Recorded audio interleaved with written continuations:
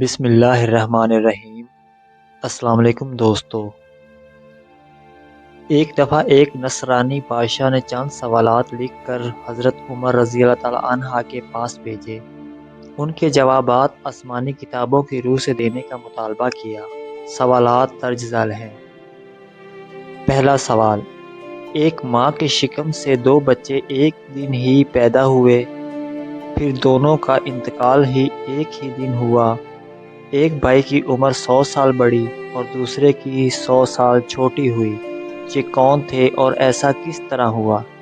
دوسرا سوال، وہ کون سی زمین ہے کہ جہاں ابتدائے پیدائش سے قیامت تک صرف ایک دفعہ سورج کی کرنیں لگی، نہ پہلے کبھی لگی تھی نہ آئندہ کبھی لگیں گی؟ تیسرا سوال، وہ کون سا قیدی ہے جس کی قید خانہ میں سانس لینے کی اجازت نہیں اور وہ بغیر سانس لیے زندہ رہتا ہے؟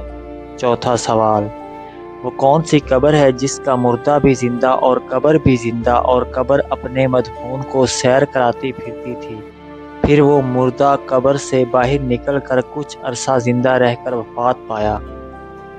حضرت عمر رضی اللہ تعالیٰ عنہ نے حضرت عبداللہ بن عباس رضی اللہ تعالیٰ عنہ کو فرمایا کہ ان سوالات کے جوابات لکھ دیں۔ حضرت عبداللہ رضی اللہ تعالیٰ عنہ نے قلم برداشتہ جواب تحریر فرما دیے۔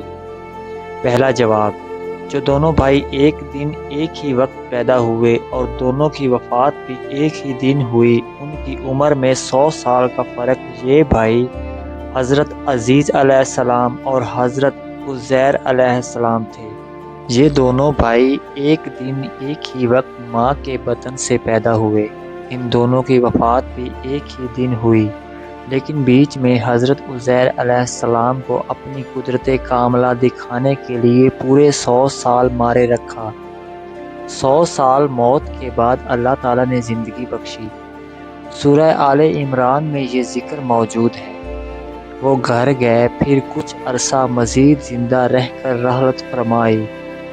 دونوں بھائیوں کی وفات بھی ایک دن ہوئی، اس لیے حضرت عزیر علیہ السلام کی عمر اپنے بھائی سے چھوٹی ہوئی اور حضرت عزیز علیہ السلام کی عمر 100 سال بڑی ہوئی۔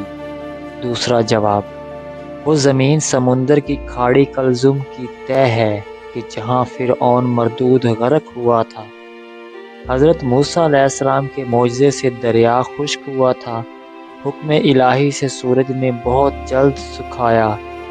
حضرت موسیٰ علیہ السلام اپنی قوم بنی اسرائیل پار چلے گئے، اور جب فرعون اور اس کا لشکر داخل ہوا تو وہ غرق ہو گیا۔ اس زمین پر سورج ایک دفعہ لگا، پھر قیامت تک بھی نہ لگے گا۔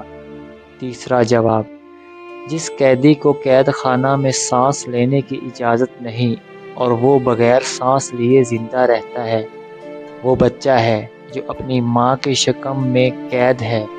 خداوند تعالیٰ نے اس کے سانس لینے کا ذکر نہیں کیا اور نہ وہ سانس لیتا ہے۔ چوتھا جواب، وہ قبر جس کا مردہ بھی زندہ اور قبر بھی زندہ ہے، وہ مردہ حضرت یونس علیہ السلام تھے اور ان کی قبر مچھلی تھی جو ان کو پیٹ میں رکھے جگہ جگہ پھرتی تھی، یعنی سیر کراتی تھی۔ حضرت یونس علیہ السلام اللہ کے حکم سے مچھلی کے پیٹ سے باہر آ کر کچھ عرصہ تک حیات رہے، پھر وفات پائی۔